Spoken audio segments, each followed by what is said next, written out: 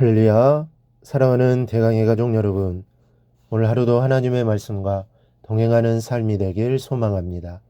오늘 함께 나눌 하나님의 말씀은 열왕기하 14장 8절에서 12절 말씀입니다. 아마샤가 예후의 손자 요아스의 아들 이스라엘 왕 요아스에게 사자를 보내 이르되, 오라 우리가 서로 대면하자 한지라. 이스라엘 왕 요아스가 유다의 왕 아마샤에게 사람을 보내 이르되, 레바논 가시나무가 레바논 백항목에게 정관을 보내어 이르기를, 내 딸을 내 아들에게 주 아내로 삼게 하라 하였더니, 레바논 들짐승이 지나가다가 그 가시나무를 짓밟았느니라. 내가 에돔을 쳐서 파하였으므로 마음이 교만하였으니 스스로 영광을 삼아 왕궁에나 내 집으로 돌아가라. 어찌하여 화를 자체하여 너와 유다와 함께 망하고자 하느냐 하나, 아마샤가 듣지 아니하므로 이스라엘 왕 요아스가 올라가서 그와 유다의 왕 아마샤가 유다의 베세메스에서 대면하였더니 유다가 이스라엘 앞에서 패하여 각기 장막으로 도망한지라. 아멘. 오늘도 본문에는 이 아마샤에 대해 기록하고 있습니다. 어제 시간에는 그의 좋은 점을 다루었으나 오늘은 반대로 그의 오만불손한 모습을 보게 됩니다. 8절을 보니 아마샤가 북이스라엘 왕 요아스에게 도전장을 보내고 있습니다. 오라 우리가 서로 대면하자. 이것이 공동 번역에는 알기 쉽게 번역되어 있습니다. 싸움을 걸었다입니다. 이에 이스라엘의 요아스 왕은 우화를 들어 아마샤를 경고하고 있습니다. 9절에 기록되어 있는 이 우화의 내용을 보면 가시나무와 백항목이 있었다는 겁니다. 그런데 가시나무가 백항목에게 감히 말하기를, 내 딸을 내 아들들에게 주어 아내를 삼게 하라고 건방지게 행동하니 들짐승이 그 가시나무를 짓밟았다는 이야기입니다. 가시나무는 자기의 주제를 알지 못하고 날뛰는 아마샤를 가리킵니다. 백향목은 요아스, 들짐승은 군사들을 의미하고 있습니다. 군사들이 건방지게 행동하는 아마샤를 마구 짓밟았다는 말로서 까불지 말라는 것입니다. 요아스가 아마샤를 보기에 아주 우습게 보였던 것 같습니다. 그러나 아마샤는 천하에 자기가 제일인 줄 알고 날뛰고 있는 것입니다. 그런 그에게 요아스가 또 말을 합니다. 10절에 내가 에돔을 쳐서 파하였으므로 마음이 교만하였으니 스스로 영광을 삼아 왕궁에나 내 집으로 돌아가라. 어찌하여 화를 자취하여 너와 유다가 함께 망하고자 하느냐. 7절을 보면 아마샤가 에돔 사람 10,000명을 죽이고 또 셀라를 쳐서 체하였다고 했는데, 요아스는 지금 이 사건을 거론하며 네가 에돔과 싸워 이겼으므로 매우 교만하여졌으니 화를 자초하지 말고 얌전히 있으라는 말입니다. 여러분, 북이스라엘 왕 요아스가 어떤 인물입니까? 강성하기 그지없었던 아람조차도 3번이나 쳐서 이긴 전쟁에 능한 왕입니다. 그리고 당시 유다는 북이스라엘의 세력 권하에 있던 것처럼 여겨질 만큼 군사적으로 절대의 열세였습니다. 따라서 아마샤가 요아스와 싸워 이기기는 어렵습니다. 그러니 요아스의 말은 전혀 틀린 말이 아니었습니다.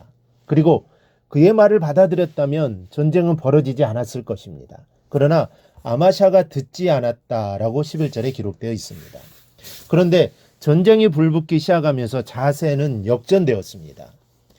요아스에게 도전장을 보내고 떵떵거리던 아마샤가 궁지에 몰리게 되는데, 그의 앞날이 어떻게 되는가를 살펴보도록 하겠습니다. 첫째는 아마샤는 도망자가 되었습니다. 12절에 유다가 이스라엘 앞에서 패하여 각기 장막으로 도망한지라 그럽니다. 과거 에돔을 크게 물리친 바 있었던 아마샤는 한 번의 승리가 영원한 승리인 줄 착각하고 이스라엘에 도전장을 내었다가 참패를 당하는 망신을 당하게 된 것입니다. 사람들은 자신의 권력과 부귀가 영원할 줄로 알고 착각하기 쉽습니다. 그러나 언제 자신이 도망자가 되어 쫓길지 모를 일입니다. 그러므로 항상 겸손하고 덕을 갖추어야 된다는 교훈을 우리는 아마샤를 통해 배우게 됩니다. 둘째, 아마샤는 포로가 되고 맙니다. 13절을 보니 요아스가 아마샤를 사로잡고 성벽을 허물었다고 했습니다. 에돔을 때려 부순 것 같이 이스라엘도 때려 부수려 했던 아마샤는 오히려 전쟁의 포로로 잡히고 말았습니다. 그리고 모든 성전과 왕궁의 보물까지도 탈취당하고 말았습니다. 예루살렘 성벽도 상당 부분 파괴되었습니다. 그 이유는 다른 데 있지 않고 아마샤가 교만해진 데에 있습니다. 즉 그는 에돔과의 전투에서 자기의 예상과 달리 북이스라엘이 용병 없이도 대승을 거두자 마치 자기의 힘으로 이긴 것처럼 교만해진 것입니다. 그래서 에돔의 우상들을 가져다가 숭배도 하고 요아스의 충고를 해도 전혀 듣지 않았습니다. 그러니까 하나님께서 그를 쳐서 망하게 하신 것입니다. 이것은 무엇을 말해주는 것입니까? 바로 패망은 다른 곳에 있는 것이 아니라 교만이 있는 곳에 함께 있다는 것입니다. 왜 그런지 아십니까? 교만은 하나님께서 가장 미워하시는 것이요 사탄의 속성이기 때문입니다. 그래서 하나님께서는 교만한 것은 절대 그냥 보아 넘기시지 않습니다.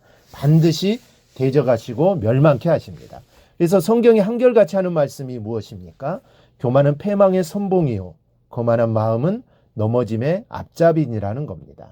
예수님께서는 예수님의 말씀과 기적을 많이 듣고 본 고라신, 벳세다, 가버나움이 예수님 믿지 않았을 때 이렇게 말씀합니다. 가버나움아, 내가 하늘에까지 높아지겠느냐? 음부에까지 낮아지리라. 내게 행한 모든 권능을 소돔에게 행하였다면 그 성이 오늘까지 있었으리라. 주님으로부터 사랑을 많이 받았다는 것이 중요한 것이 아니라는 것입니다. 아무리 사랑을 많이 받고 남다른 은혜를 받았을지라도 교만한 순간에는 바로 패망이라는 것입니다. 그러므로 항상 겸손을 잃지 않기를 바랍니다. 겸손한 사람이 망하는 법 없고 겸손한 사람이 잘 되지 않는 법이 없습니다.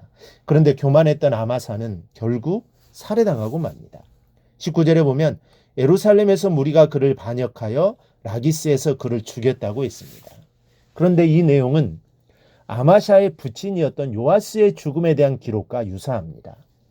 요아스도 신복들의 반역으로 말미암아 살리라는 곳으로 도망하다가 죽임을 당하였습니다. 이들이 이러한 일을 동일하게 당한 것은 그들 모두 교만했기 때문입니다. 아마샤는 자기가 잘나고 유능하다고 생각하여 교만하였으나 백성에게조차 외면을 당했고 오히려 반역이 일어나 살해당했음을 생각하며 우리는 늘 겸손한 자세를 잃지 말아야 하겠습니다. 오늘 기도하면서 우리가 아마사를 보며 나를 돌아보는 시간이 되기를 바랍니다. 내가 교만한 사람이었는지 아니면 겸손한 사람이었는지 생각해 보시길 바랍니다. 그리하여 하나님 앞에 겸손한 자가 되게 해달라고 기도하는 오늘 하루가 되기를 주님의 이름으로 축원합니다. 오늘 묵상한 말씀을 굳게 잡고 삶으로 실천하며 살아내는 대강의 모든 성도들이 되기를 축복합니다.